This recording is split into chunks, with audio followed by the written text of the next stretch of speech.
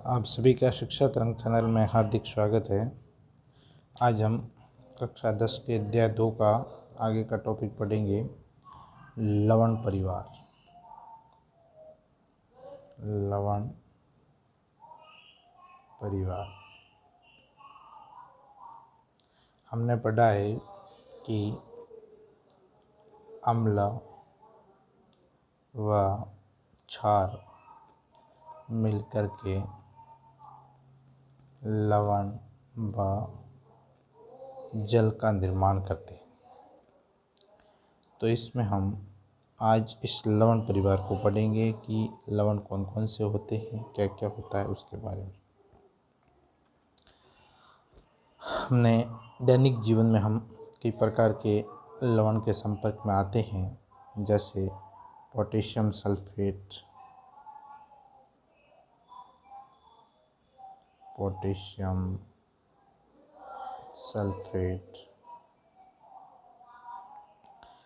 K2SO4, sodium chloride NaCl, sodium sulphate Na2SO4,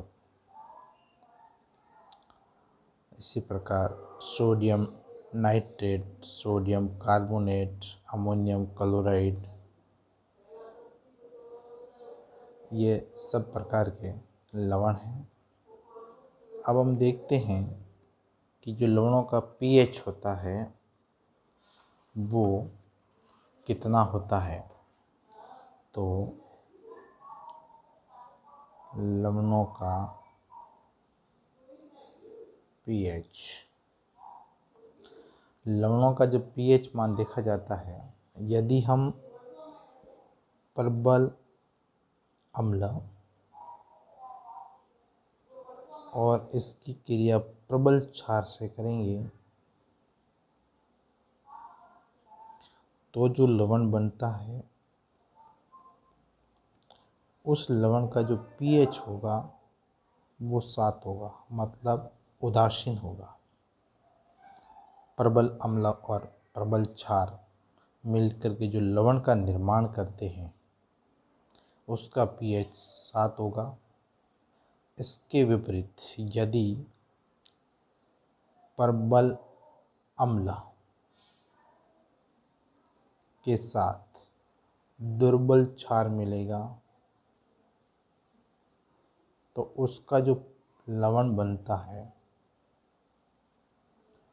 उस लवण का जो pH होगा, उस लवण का pH होगा वो कैसा होगा, 7 से कम होगा।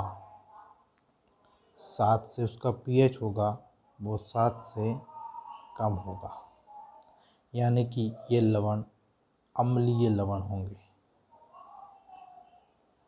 कब? जब प्रबल अम्ल की क्रिया दुर्बल क्षार से करवाई जाती है तो जो लवण का निर्माण होता है वे लवण अम्लीय लवण होते हैं। इसी प्रकार जब प्रबल क्षार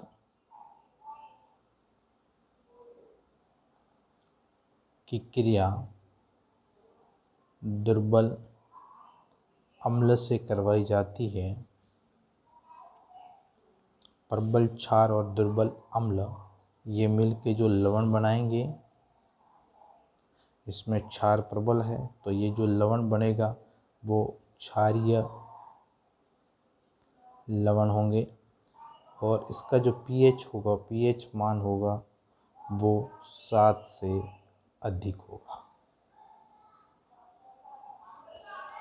ये हम अम्ल और क्षार के pH मान के बारे में देखते हैं। एक साधारण लवण है जिसका नाम है NaCl, जिसको हम कहते हैं सोडियम क्लोराइड।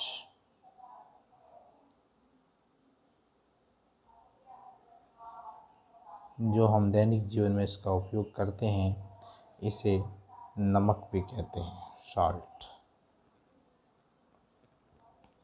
ये कई प्रकार के अभिकारक के रूप में काम करता है, साधारण नमक से सोडियम हाइड्रोक्साइड, साधारण नमक से sodium hydroxide, comma baking soda,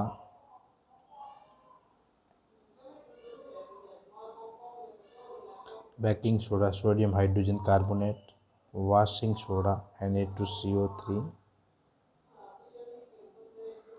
और उसके अलावा विरंजक चूर्ण CaOCl2, इन सभी के निर्माण में सोडियम क्लोराइड का उपयोग किया जाता है।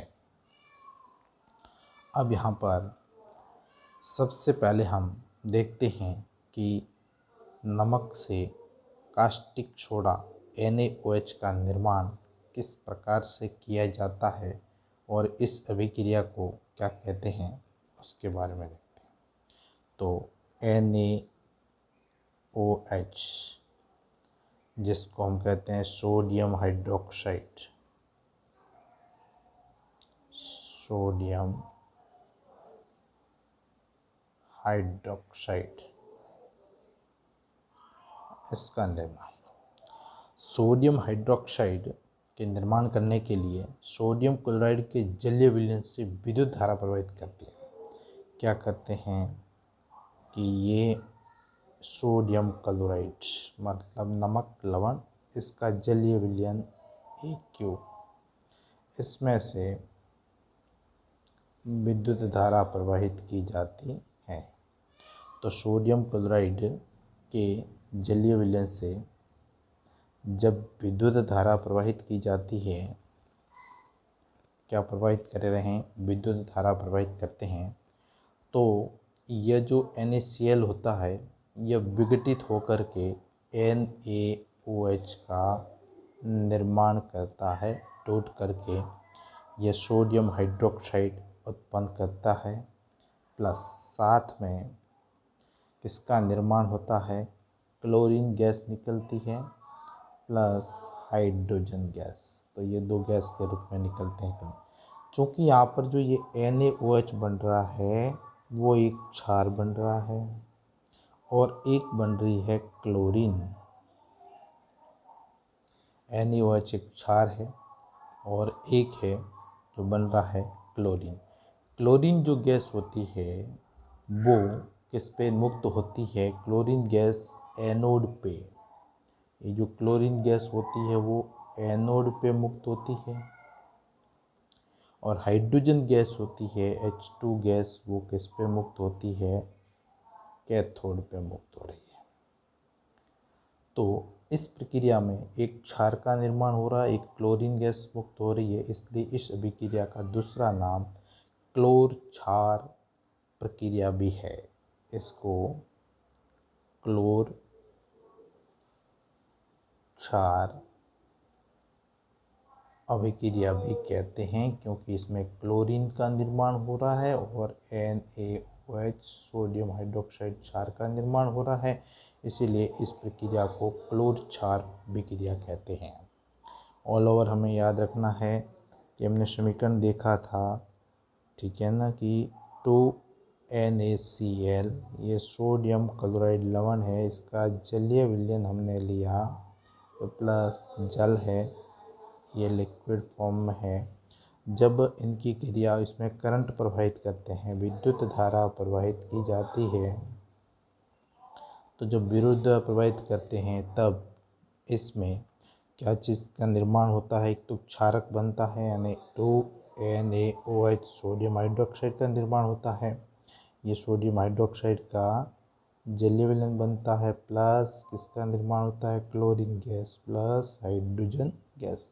ये दोनों यहाँ पर ये है क्षार और ये है क्लोरीन, इसीलिए इसे क्लोर क्षार अभिक्रिया भी कहते हैं। इसका नाम है क्लोर क्षार अभिक्रिया या प्रक्रिया, प्रोसेस।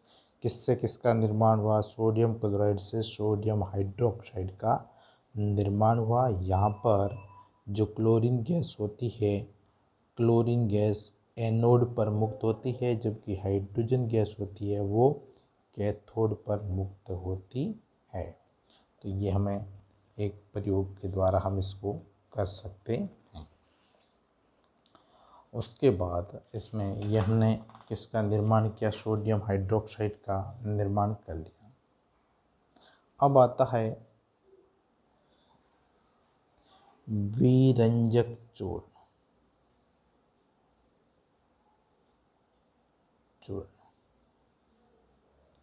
विरंजक चूर्ण का सबसे पहले हमें सूत्र याद होना चाहिए। विरंजक चूर्ण का सूत्र होता है CaOCl2। ये विरंजक चूर्ण का सूत्र है। अब इसके निर्माण के लिए किसका उपयोग किया जाता है और किस प्रकार से इसको निर्माण करते हैं।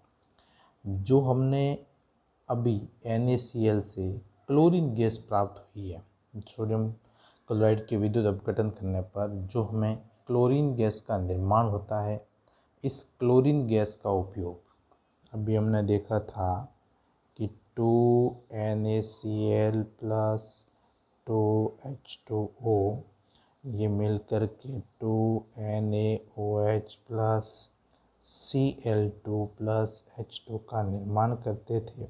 ये जो क्लोरीन गैस है इसका उपयोग करके किसका निर्माण किया जाता है, विरंजक चूर्ण का निर्माण किया जाता है। कैसे करते हैं, इस क्लोरीन गैस को बुझे हुए चूने CaOH का Al2 कैल्शियम हाइड्रोक्साइड या बुझा हुआ चूना, इसमें ये क्लोरीन गैस जब प्रवाहित की जाती है तो किसका निर्माण होता है, CaOCl2 का निर्माण होता है, जो कि एक विरंजक चूर्ण है और साथ में H2O का निर्माण होता है। अब इसमें प्रश्न पूछा जाता है कि विरंजक चूर्ण के निर्माण को समझाइए, तो हमें कैल्शियम हाइड्रोक्साइड में क्लोरीन गैस प्रवाहित करने पर CaOCl2 प्लस H2O का निर्माण होता है, यही विरंजक चूर्ण है। अब इसका उपयोग, विरंजक चूर्ण का उपयोग जैसा कि हमें नाम से पता लगता है कि ये रंग उड़ाने के लिए काम आता है। इसका उपयोग विरंजक मतलब रंग उड़ाने में। अब किसका रंग उड़ाने में इसका उपयोग किया जाता है, वस्त्र उद्योग में सूती लिनन के विरंजन के लिए, कागज़ की फैक्ट्री में लकड़ी के रंग को उड़ाने के लिए इस प्रकार से इसका उपयोग किया जाता है। तो सूती वस्त्र उद्योग में और कागज़ की फैक्ट्रियों में और लकड़ी में इनका उपयोग विरंजक के रूप में किया जाता है। फिर है दूसरा, इसका उपयोग कई रासायनिक उद्योग में उपचायक के रूप में, ऑक्सीकारक के रूप में इसका उपयोग किस प्रकार से किया जाता है, ऑक्सीकारक के रूप में भी इसका उपयोग किया जाता है। तीसरा उपयोग हो गया पीने के पानी को जीवाणु से मुक्त करने के लिए, पीने के पानी को जीवाणु रहित करने के लिए, जीवाणु रहित करने के लिए। तो ये थे हमारे विरंजक चूर्ण के उपयोग।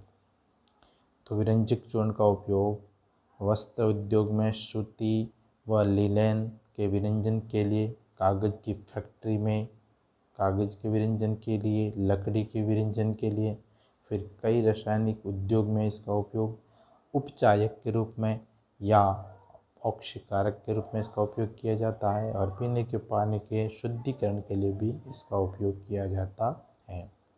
अब आता है बेकिंग सोडा।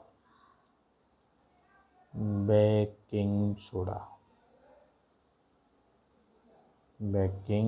सोडा जिसका रासायनिक सूत्र है NaHCO3, जिसको हम सोडियम हाइड्रोजन कार्बोनेट कहते हैं। ये इसका सबसे पहले हम इसका रासायनिक नाम याद रखना है। रासायनिक नाम है सोडियम हाइड्रोजन कार्बोनेट, इसका साधारण नाम है बेकिंग सोडा, या इसको खाने का सोडा भी कहते हैं। इसका किस प्रकार से निर्माण किया जाता है, तो इसके निर्माण के लिए किस किस का उपयोग किया जाता है, NaCl नमक लेते हैं, सोडियम क्लोराइड, प्लस H2O जल, plus CO2 carbon dioxide, plus NH3 ammonia. इन सभी को मिला करके इससे किसका निर्माण होता है? Ammonium chloride NH4Cl ammonium chloride plus sodium hydrogen carbonate NaHCO3 का निर्माण होता है। तो इसके निर्माण के लिए सोडियम क्लोराइड, जल, कार्बन डाइऑक्साइड और अमोनिया इनका उपयोग किया जाता है। इसके निर्माण से अमोनियम क्लोराइड तथा सोडियम हाइड्रोजन कार्बोनेट का निर्माण होता है। ये तो हो गया इसके खाने के सोडे का निर्माण। अब हम देखते हैं इसका उपयोग कहाँ पे होता है, खाने का सोडे का उपयोग कहाँ पे होता है। तो इसका उपयोग नंबर 1, आप देखते हैं कि हमारे घरों में बेकिंग पाउडर में जो बेकिंग सोडा, टार्ट्रिक अम्ल जैसे मंद खाद्य अम्ल का मिश्रण होता है, जब बेकिंग पाउडर को गर्म किया जाता है, यानी कि हम इसको ये कह सकते हैं कि जो इनो फ्रूट वगैरह होता है, इनो फ्रूट वगैरह होते हैं, उसमें बेकिंग सोडे का उपयोग किया जाता है इनो फ्रूट में। इसके अलावा रसोई में स्वादिष्ट खस्ते पकोड़े वगैरह बनाने में भी इसका उपयोग किया जाता है। और इसका उपयोग पाव रोटी है, केक है, खमीर है, इनके निर्माण में भी किया जाता है। इसको स्पंजी और फुलाने के लिए भी इसका उपयोग किया जाता है। इसका उपयोग ये हमने लिख ही दिया इनो के रूप में, एंटासिड के रूप में भी, इनो फ्रूट के रूप में इसका उपयोग किया जाता है।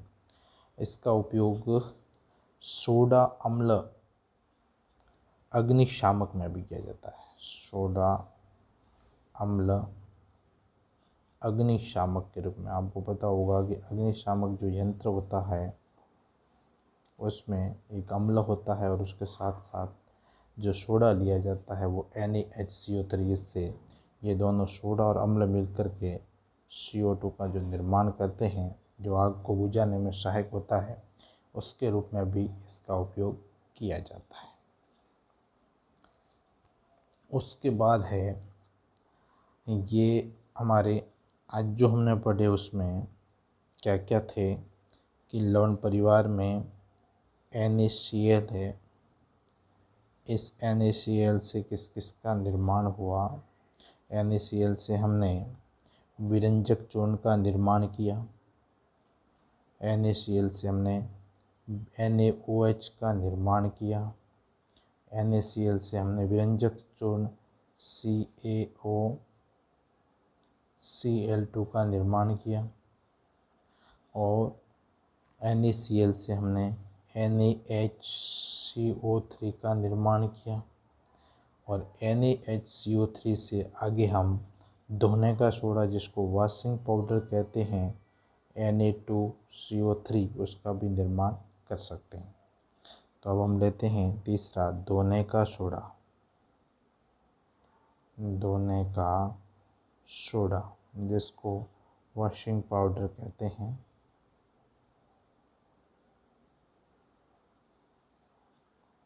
वॉशिंग पाउडर के रूप में इसका सबसे पहले हम रासायनिक सूत्र देखेंगे। Na2CO3.10H2O, ये सोडियम कार्बोनेट है जिसमें क्रिस्टल जल के रूप में 10 जल के अणु होते हैं। इसको हम वॉशिंग पाउडर या धोने का सोडा कहते हैं। अब इसमें सोडियम क्लोराइड से इसको प्राप्त किया जाता है। किसको सोडियम क्लोराइड से प्राप्त किया जाता है कि हमने सोडियम क्लोराइड से जो NaHCO3 प्राप्त किया है, NaHCO3, उससे इसको प्राप्त किया जा सकता है। कैसे? NaHCO3 ये सोडियम हाइड्रोजन कार्बोनेट है।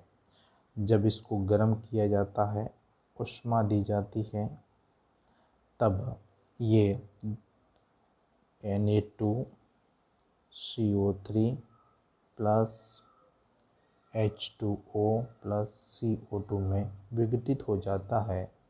ये सोडा S होता है, क्योंकि बीच में जल के अणु साथ में नहीं है। ये सोडियम कार्बोनेट है, जिसको हम सोडा S कहते हैं। जब इसमें ये जो Na2CO3 है उसमें जल के अणु मिलाए जाते हैं, Na2CO3 प्लस 10H2O, तो ये मिल कर के वॉशिंग पाउडर Na2CO3.10H2O का निर्माण करते हैं। ये है वॉशिंग पाउडर धोने का सोडा। तो अब इसमें जो 10 जल के अणु है क्रिस्टल जल के रूप में होते हैं। अब इसके उपयोग के बारे में देखते हैं। पहला, धोने के सोडे के उपयोग। पहला उपयोग है कांच, साबुन एवं कागज उद्योग में इसका उपयोग किया जाता है। कांच, साबुन एवं कागज उद्योग में इसका उपयोग किया जाता है।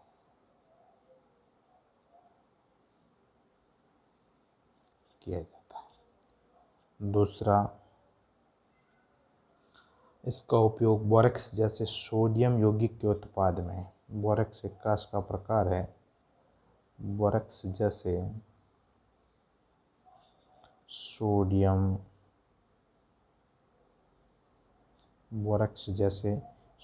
यौगिक के उत्पाद में।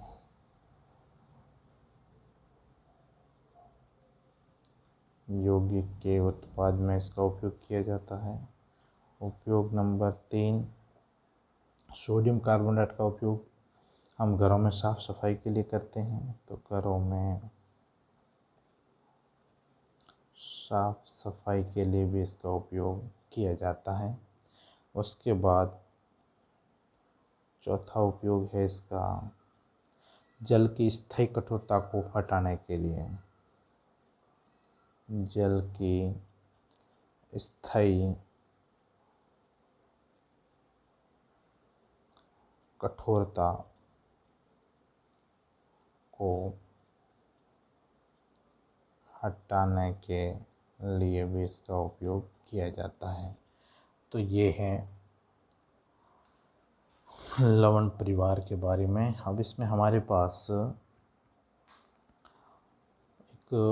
एक और रह जाता है जिसका नाम है प्लास्टर ऑफ पेरिस, जिसको हम POP कहते हैं।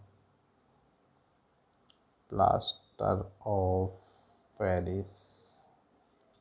तो इसका दूसरा नाम प्लास्टर ऑफ पेरिस, या इसको कहते हैं कैल्शियम सल्फेट का अर्धहाइड्रेट CaSO4.12H2O। ये कैल्शियम सल्फेट है और इसके आधे जल के अणु जुड़ा होने के कारण इसको अर्धहाइड्रेट कहते हैं। अथवा इसी सूत्र को इस प्रकार से भी लिखा जा सकता है CaSO4 का होल 2H2O। ये दोनों सूत्र प्लास्टर ऑफ पेरिस के हैं, POP के हैं। अब इसमें करते कैसे हैं इसका निर्माण। प्लास्टर ऑफ पेरिस के निर्माण के लिए क्या किया जाता है कि जो जिप्सम होता है, जिप्सम यानी कि CaSO4.2H2O, ये जिप्सम का सूत्र है। इसमें क्रिस्टल जल के रूप में 2 जल के अणु होते हैं। इसकी क्रिया जब 373 केल्विन फिक्स है, 373 केल्विन पे क्रिया करते हैं, इस पे गर्म करते हैं, तो ये क्या करता है कि डेड जल का अणु त्याग देता है और CaSO4.12H2O का निर्माण करता है। तो इस प्रकार से ये POP का निर्माण होता है। अब इसमें POP में जो ये हाफ H2O दिख रहा है, ये अर्धहाइड्रेट के रूप में होता है। अब इसका उपयोग आपने देखा होगा कि कई बार हड्डी टूट जाती है, तो उस हड्डी को जोड़ने के लिए जो उस पर प्लास्टर किया जाता है, जो डॉक्टर उस पर प्लास्टर करता है वो पीओपी का होता है। तो हड्डियों को जोड़ने के लिए जो प्लास्टर किया जाता है वो पीओपी का होता है। इसके अलावा कई खिलौने के निर्माण में प्लास्टर ये पीओपी आपने देखा होगा, आजकल घरों में भी इसका उपयोग प्लास्टर के रूप में करते हैं। पीओपी बनाने में भी घरों में भी पीओपी का निर्माण किया जाता है। तो ये था हमारा दूसरा पार्ट, लेसन नंबर 2 कंप्लीट हुआ। धन्यवाद।